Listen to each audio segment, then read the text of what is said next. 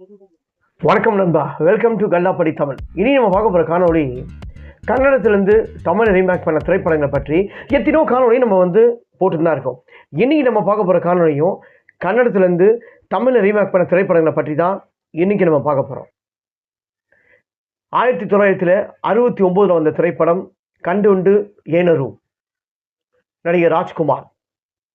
தமிழில் புரட்சி தலைவர் எம்ஜிஆர் அவர்கள் நடித்த சூப்பர் ஹிட்டான திரைப்படம் ராமன் தேடிய சீதை 1972, அதாவது 1972.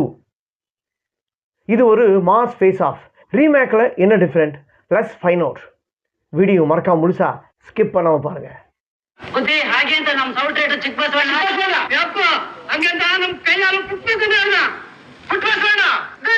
ನಿನ್ನೆ ಸಂಜೆ ತಮ್ಮ ಕಾಫಿ ತಂದಾಗ ತಮ್ಮ ಕೈ ಎಡಗಡೆ ಎದೆ ಮೇಲಿತ್ತು ತಾವ ಆ ಅಂತ ಇದ್ರಿ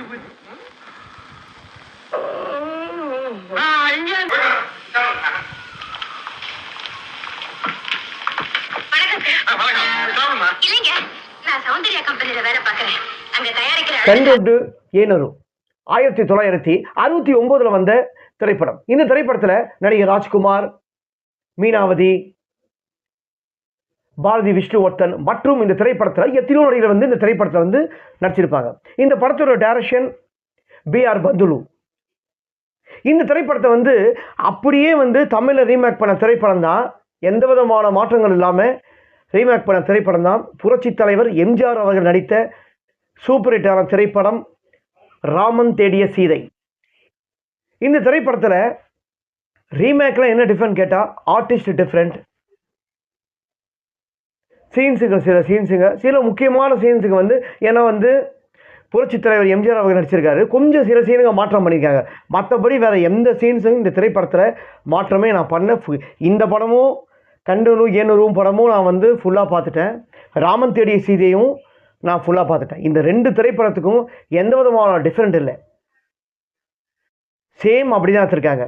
இந்த ராமன் தேடிய சீதை கதாநாயகன் எம்ஜிஆர் ஒரு பெரிய பணக்காரர். ஆனால் அவருக்கு சொந்தம்னு சொல்கிறதுக்கு யாருமே இல்லை. அவரோட சித்தப்பா V.K. ராமசாமி மட்டும்தான் இருக்கார். ஆனால் அவருக்கு வாழ்க்கையில் எதுவுமே நிம்மதி இல்லை அப்படின்னு சொல்லும்போது திடீர்னு எதிர்பார்க்காம கதாநாயகி ஜெயலலிதாவை பார்க்குறாங்க. இங்கே கதாநாயகியை பார்த்த உடனே அவங்க பேசுகிறது, கதாநாயகி ஃபஸ்ட்டு சாதாரணமாக எதுவும் வாங்க மாட்டேன்னு சொல்லிடுவார் இந்த பொருள்லாம். ஆனால் இதை நீங்கள் வாங்கினா ஒரு ஏழை குடும்பம் பிடிக்குன்னு சொன்ன உடனே என்னம்மா சொன்னால், ஏழை குடும்பம்னு சொன்ன அடுத்த செகண்டு உடனே கையிலேருந்து எடுத்து அவர் பிஏ குத்தா இன்னும் குத்துருவார். அவரோட கேரக்டர் அது பிடிச்சிருந்தது. நம்ம கட்டினா இவ இதை மாதிரி யாரை தான் நம்ம கல்யாணம் கட்டணும் அப்படின்னு சொல்லிட்டு அவருக்கு மைண்டு வருது. அவர் கல்யாணமே வேண்டாம்னு சொன்ன ஆள் திடீர்னு V.K. ராமசாமியை கூப்பிட்டு இந்த அட்ரஸில் போய் பார்க்க சொல்லுங்கள் அவரை அப்படின்றாங்க. V.K. ராமசாமி அவரும் கல்யாணமே வேணாம்னு சொன்ன ஆள் இவர் சந்தோஷத்தில் துள்ளி குதிக்கிறார். ஆனால் கதாநாயகியோட அப்பா V.S. ராகவன் என்ன சொல்கிறாருன்னா, அவங்க பெரிய குடும்பமாக அதெல்லாம் வேண்டாமா சொல்கிறாரு. ஆனால் அவர் கல்யாணம் கட்டினா நான் கதாநாயகன் எம்ஜிஆரை தான் கல்யாணம் கட்டுவேன்னு சொல்லி ஒத்த காலம் நிற்கிறாரு. ஆனால் இவங்க ரெண்டு பேரும் வரும்போது ஃபோட்டோ எடுத்துடுவாங்கன்னு சொல்ல தொட்டு ஒரு புக்கில் ஜெயலலிதாவோட ஃபோட்டோ வச்சு எடுத்துகிட்டு போவாங்க. ஆனால் அங்கே உள்ளே போகும்போது அந்த புக்கை ஒன்று இவர் கீழே உள்ள வச்சு அந்த ஃபோட்டோ மாற்றி வச்சுருவாங்க. மாற்றி அமிச்ச உடனே அந்த ஃபோட்டோ பார்த்தோன்னே ஜெயலலிதா நம்ம எம்ஜிஆருக்கு கோவம் வந்துடுது. நம்ம வேறு யாரையோ கூட்டு வந்துட்டாங்க பொழுது சொல்லி அவரை கண்ணபடாக திட்டி அமிச்சிடுறாரு. திட்டினதுக்கப்புறம் அவர் கதாநாயகை விட்ட போயிட்டு பணக்காரங்களாம் இப்படி தாம்மா இப்படி நடந்துப்பாங்க சொல்லிட்டு அவரை மோசமான முறையில் இது பண்ணிடுறாங்க. அதுக்கப்புறம் எனக்கு யாருமே உதவி பண்ண மாட்டேங்கன்னு சொல்லிட்டு அவரோட ஃப்ரெண்டு நாகேஷ் போகிறாரு. உனக்கு நான் பண்ணுறேன்ப்பான்னு நாகேஷும் போயிட்டு நம்ம கதாநாயகி வீட்டை கண்டுபிடிக்கிறேன் அப்படின்னு சொல்லிட்டு 98ஆம் நம்பருக்கு பதிலாக மாற்றி 89வது நம்பர்னு காட்டி அவர் வீட்டுக்கு போய் அடியெல்லாம் வாங்கிட்டு நிற்பார், நீங்கள் யாருமே தேவையில்லைன்ட்டு. ஆனால் இதில் என்னன்னா நானே போய் பார்க்குறேன் அப்படின்னு சொல்லும்போது துரதிருஷ்டமாக என்ன ஆகுதுன்னா, கதாநாயகியோட வீடு எரிஞ்சு போச்சு தீ விபத்தில் ஜெயலலிதா இறந்துட்டாங்க அப்படின்னு சொல்லிடுறாங்க. ஆனால் உண்மையிலேயே இவர் அடுத்தடுத்து கொஞ்சம் சோகமாக்குறாரு. அடுத்தடுத்து இவர் எங்கெங்கெல்லாம் போகிறாரோ அங்கங்கெல்லாம் ஜெயலலிதாவோட ஒரு கேரக்டர் சந்திக்கிறாரு, விதவிதமாக சந்திக்கிறாரு. ஆனால் இந்த படத்தில் உண்மையிலே கதாநாயகி இறந்தாங்களா இல்லையான்னு இந்த திரைப்படத்தை வந்து ஒரு த்ரில்லராகவே தான் கொண்டு போயிருப்பாங்க. இந்த திரைப்படத்தை ஒரு தடவை பார்க்கும்போது இந்த திரைப்படம் வந்து ரொம்ப நல்ல சஸ்பென்ஸாக தான் கொண்டு போயிருப்பாங்க. ஆனால் உண்மையிலேயே அவங்க ஜெயலலிதா அம்மா சாவலை, அவங்க உயிரை தான் இருக்காங்க. இவங்க வேஷம் போட்டு தான் இந்த வேலைலாம் பண்ணுறாங்க. இவனும் எதுக்குன்னா இந்த படம் ஏன் சஸ்பென்ஸாக வச்சுருப்பாங்கன்னா, இந்த திரைப்படத்தை வந்து யாரை ஒரு மலை போல சொந்தக்காரன் ரொம்ப நம்பி இருக்காரோ அவர் தான் இந்த திரைப்படத்தில் வந்து வி.கே. ராமசாமி, அதாவது அவரோட சித்தப்பா தான் சொத்துக்காக வந்து இந்த வேலையை பண்ணுறாரு. ஏன்னா அவரோட அக்காவோட பொண்ணை கட்டி வச்சு எப்படியாவது வந்து அவளை எல்லா சொத்தையும் அமைக்கலாம் ஒரு கண்ணோட்டத்தோடு இருந்தார். ஆனால் முடியலை. ஸோ எப்படியாவது பண்ணலாம்னு சொல்லிட்டு இந்த வேலைலாம் பண்ணியிருக்காரு. அந்த டைரியில் வீட்டுக்குள்ளே வந்தவுடனே ஃபோட்டோவை மாற்றி வச்சது அவர் தான். ஜெயலலிதா அம்மாவோட வீட்டை வந்து எரிச்சதும் அவர் தான். இது எல்லாமே பண்ணுறது வி.கே. ராமசாமி தான். அவரோட வாயாலேயே ஒத்துக்க வைப்பார் நம்ம கதாநாயகன் எம்ஜிஆர்.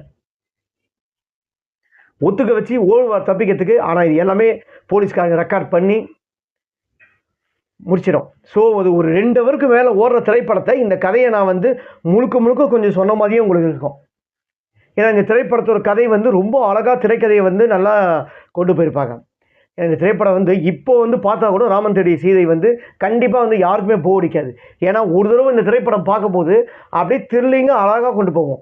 ஏன்னா ஜெயலலிதா செத்துட்டாங்க, அடுத்தடுத்து போகும்போதெல்லாம் விதவிதமான ஜெயலலிதா வராங்க எப்படின்னு சொல்லிட்டு நமக்கு எல்லாம் ஒரு தடவை பார்க்கும்போது சஸ்பென்ஸாக இருக்கும்.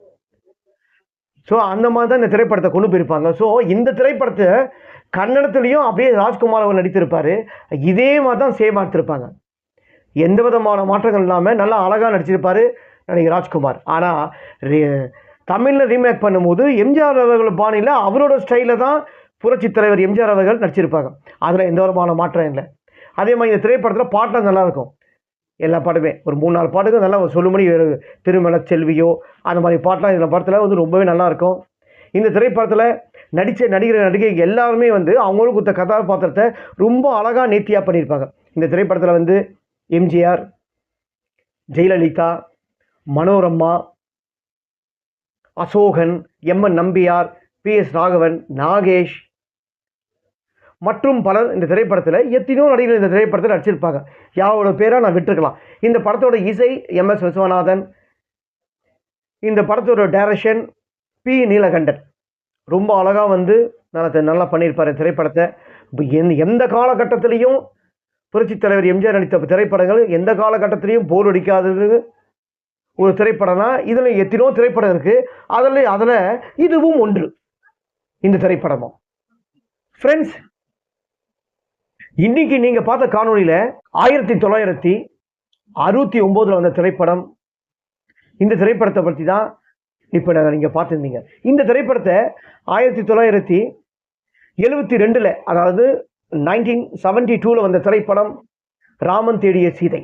இந்த 2 திரைப்படத்துக்கு ஒத்துமை என்ன இருக்குது அப்படின்னு சொல்லிட்டு மறக்காமல் உங்களோட என்ன ஒத்துமை இருக்குது என்ன ஒத்துமை இல்லை அப்படின்னு சொல்லிட்டு மறக்காமல் உங்களோட கருத்தை வந்து கமெண்ட் பாக்ஸில் பதிவு பண்ணுங்கள். கல்லாப்பட்டி தமிழ் யூடியூப் சேனலை மறக்காமல் சப்ஸ்கிரைப் பண்ணுங்கள், லைக் பண்ணுங்கள், ஷேர் பண்ணுங்கள்.